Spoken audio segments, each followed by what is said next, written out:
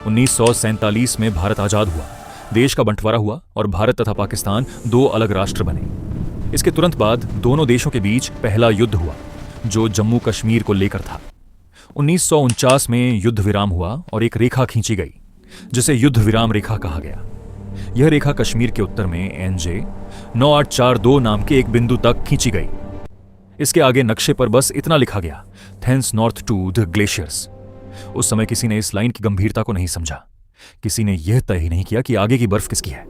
उस दौर में न तो इतनी सैटेलाइट तकनीक थी और न ही इतनी सामरिक सोच कि कोई यह अनुमान लगा पाता कि भविष्य में यही अधूरी रेखा एक बड़ी जंग की वजह बनेगी। साल बीतते गए, सियाचिन वैसा ही पड़ा रहा, खामोश, सुनसान और बर्फ में डूबा हुआ। भारत और पाकिस्तान ने दोनों के लिए यह इलाका लगभग अनजान था। सैनिकों की नजरें नीचे की घाटियों और आबादी वाले इलाकों पर टिकी थी। किसी ने यह नहीं सोचा कि इतनी ऊंचाई पर, जहां सांस लेना भी मुश्किल है, वहां कोई जंग लड़ी जा सकती है। लेकिन इतिहास अक्सर वहीं करवट लेता है जहां इंसान सबसे कम उम्मीद करता है। 1970 के दशक के अंत तक हालात बदलने लगे। भारतीय सेना के कुछ अधिकारियों और रणनीतिक विश्लेषकों ने एक अजीब बात नोटिस की। अंतर्राष्ट्रीय स्तर पर छपने वाले कुछ नक्शों में सियाचिन को पाकिस्तान के हिस्से में दिखाया जाने लगा था। शुरुआत में इसे एक मामूली कार्टोग्राफिक गलती समझा गया, लेकिन जब इस पर गहराई से जांच हुई तो सच्चाई सामने आई। पाकिस्तान चुपचाप विदेशी पर्वतारोहियों को सियाचिन क्षेत्र में जाने की अनुमति दे रहा था और ये परमिट पाकिस्तान सरकार द्वारा जारी किए जा रहे थे। इसका सीधा मतलब था कि पाकिस्तान धीरे धीरे इस इलाके पर अपना दावा मजबूत कर रहा था, वो भी बिना एक भी गोली चलाए। यह खबर भारत के लिए चिंता का कारण बन गई। सियाचिन सिर्फ बर्फ का टुकड़ा नहीं था, सामरिक दृष्टि से यह इलाका बेहद महत्वपूर्ण था। जो भी देश सियाचिन की ऊंचाइयों पर काबिज होता, वह नीचे की पूरी गतिविधियों पर नजर रख सकता था, चाहे वह पाकिस्तान के उत्तरी इलाके हों या चीन से लगती सीमाएं। अगर पाकिस्तान पहले यहां अपनी सैन्य मौजूदगी बना लेता तो भारत के लिए उसे हटाना लगभग नामुमकिन हो जाता। इतनी ऊंचाई पर नीचे से हमला करना आत्मघाती साबित हो सकता था। नई दिल्ली में बैठकों का दौर शुरू हुआ। रक्षा मंत्रालय और इंडियन आर्मी के शीर्ष अधिकारियों के बीच गुप्त चर्चाएं हुई। रिपोर्ट साफ कह रही थी कि अगर भारत ने समय रहते कदम नहीं उठाया तो सियाचिन हमेशा के लिए हाथ से निकल सकता है। यह कोई पारंपरिक युद्ध नहीं होने वाला था। यहां टैंकों की जरूरत नहीं थी, न ही भारी तोपों की। यह जंग समय, साहस और ऊंचाई की थी। आखिरकार 1983 के अंत में फैसला लिया गया, भारत पहले सियाचिन पहुंचेगा। इस मिशन को नाम दिया गया ऑपरेशन मेघदूत। यह नाम यूं ही नहीं चुना गया था। मेघदूत यानी देवताओं का संदेशवाहक जो बिना रुके बिना डरे अपना काम पूरा करता है। यह ऑपरेशन भी वैसा ही होना था, खामोश, तेज और निर्णायक। तैयारी शुरू हुई तो सबको एहसास हुआ कि यह कोई आम मिशन नहीं है। सियाचिन की ऊंचाई 18,000 से 22,000 फीट तक थी। यहां ऑक्सीजन समुद्र तल की तुलना में लगभग आधी थी। तापमान -40 से -50 डिग्री तक गिर जाता था। तेज हवाएं इंसान को खड़ा रहने नहीं देती थी। सैनिकों के लिए सबसे पहले अपने ही शरीर से लड़ना जरूरी था। उन्हें महीनों तक हाई एल्टीट्यूड ट्रेनिंग दी गई। शरीर को इस काबिल बनाया गया कि वह कम ऑक्सीजन में भी काम कर सके। दिल और फेफड़ों पर जबरदस्त दबाव पड़ता था, लेकिन रुकने का कोई विकल्प नहीं था। हेलीकॉप्टर पायलटों की ट्रेनिंग भी किसी चुनौती से कम नहीं थी। उन्हें बताया गया कि ज्यादातर जगहों पर लैंडिंग संभव नहीं होगी।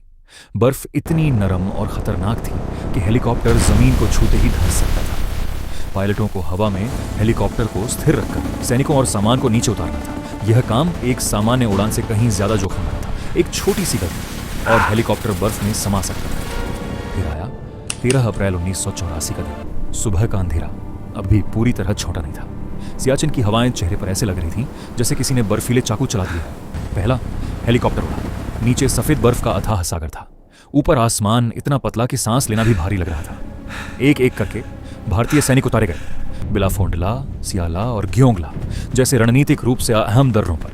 यह पूरा ऑपरेशन इतनी खामोशी से हुआ कि पाकिस्तान को भनक तक नहीं लगी। कोई गोली नहीं चली, कोई आमने सामने की लड़ाई नहीं हुई। लेकिन यही ऑपरेशन मेघदूत की सबसे बड़ी जीत थी। जब तक पाकिस्तान समझ पाता कि हो क्या रहा है, भारत सियाचिन की ऊंचाइयों पर पहले ही काबिज हो चुका था। कुछ दिनों बाद जब पाकिस्तानी पेट्रोल वहां पहुंचे तो उन्होंने देखा कि जिन ऊंचाइयों पर वे अपना दावा समझ रहे थे, वहां पहले से भारतीय झंडा लहरा रहा है। अब पाकिस्तान के सामने एक बड़ी समस्या थी। अगर उसे सियाचिन वापस लेना था तो उसे नीचे से ऊपर चढ़कर हमला करना पड़ता। सैन्य रणनीति में इससे खराब स्थिति कोई नहीं होती। ऊपर बैठा दुश्मन हर हरकत देख सकता था और नीचे चढ़ते सैनिक पूरी तरह खुले निशाने पर होते थे।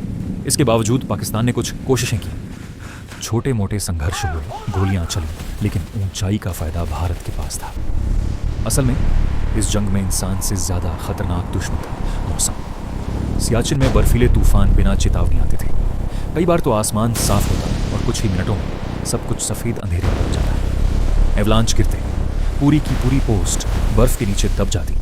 कई जवान रात को सोए और सुबह कभी नहीं उठे। कई सैनिकों की उंगलियां, पैर और कान ठंड के कारण हमेशा के लिए खराब हो गए। बहुत से जवान दुश्मन की गोली से नहीं, बल्कि ठंड, ऊंचाई और ऑक्सीजन की कमी से शहीद हुए। इसके बावजूद पोस्ट खाली नहीं की गई। हर एक रोटी, हर एक गोली और हर एक ऑक्सीजन सिलेंडर हेलीकॉप्टर से पहुंचाया जाता था। हर उड़ान जान जोखिम में डालकर की जाती थी। कई बार मौसम इतना खराब होता कि उड़ान संभव नहीं होती, लेकिन जैसे ही थोड़ा सा भी मौका मिलता, पायलट उड़ान भर लेते। सियाचिन ने सैनिकों के साथ साथ मशीनों की भी हदें पर रखी। साल दर साल बीतते गए। धीरे धीरे यह साफ हो गया कि सियाचिन पर भारत का नियंत्रण मजबूत और स्थायी है। पाकिस्तान के लिए ऊंचाइयों तक पहुंचना लगभग असंभव हो गया।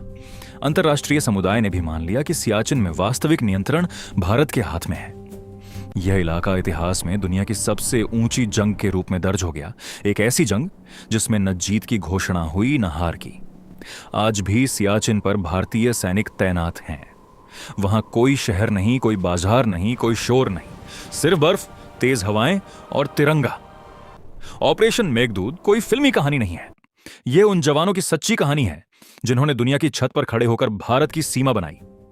जहां सांस लेना भी मुश्किल है, वहां भी उन्होंने हार नहीं मानी। सियाचिन आज भारत का है क्योंकि वहां खड़े सैनिक सिर्फ हथियार नहीं, बल्कि हौसला, धैर्य और देशभक्ति लेकर खड़े हैं।